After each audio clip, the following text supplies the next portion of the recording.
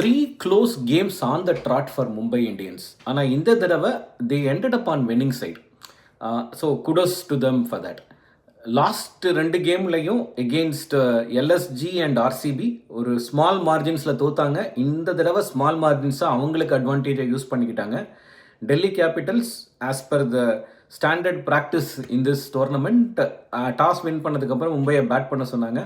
Rayan Rickelton and Rohit Sharma நல்ல அருமையான opening partnership. 5 ஓவரில் 47 ரன் அப்படின்ற மாதிரி ஸ்டார்ட் பண்ணாங்க. அவன் ரோஹித் அவுட் ஆனதுக்கப்புறம் எகெயின் ஸ்கை ஆரம்பத்திலேயே நல்ல அக்ரெசிவாக விளையாண்டுட்டு தான் இருந்தார். குல்தீப் யாதவ் ஒரு அருமையான பாலில் வந்துட்டு ஹீ டிஸ்மிஸ்ட் ராயன் ரிக்கல்டன். அதுக்கப்புறம் திலக் வர்மாவும் வந்துட்டு he started on a positive note. Then SKY again he skied a ball and got out of Kuldeep Yadav. அப்புறம் விப்ராஜ் நிகாம் சிமிலர் ஃபேஷனில் அடுத்த ஓவரில் ஹர்திக் பாண்டியாவை அவுட் ஆக்குனாரு. But after that Naman Dhir and Tilak Varma வந்து ஒரு நல்ல பார்ட்னர்ஷிப் போட்டாங்க. லாஸ்ட் 6 ஓவர்ஸில் Mumbai scored 67 runs and competitive total 205. And Mumbai அவங்களோட டிஃபென்ஸை நல்லா அருமையாக ஸ்டார்ட் பண்ணாங்க. ஃபஸ்ட்டு பால்லேயே வந்து ஜேக் ஃப்ரேசர் அவுட் ஆனார். ஆனால் அதுக்கப்புறம் பார்த்தீங்கன்னா Abhishek borewell and Karun Nair was played beautifully. 22 பால் 50. இவர் அபிஷேக் போரல் ஒரு மாதிரி வந்து ஒரு ஆங்கர் ரோல் தான் ப்ளே பண்ணார்.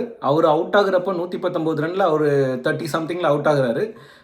அவர் அவுட் ஆனதுக்கப்புறமும் Karun Nair was really scoring.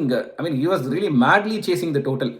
ஆனால் இங்கே against the run of play Santner வந்து ஒரு அருமையான spinning delivery. He actually foxed Karun Nair and got his wicket.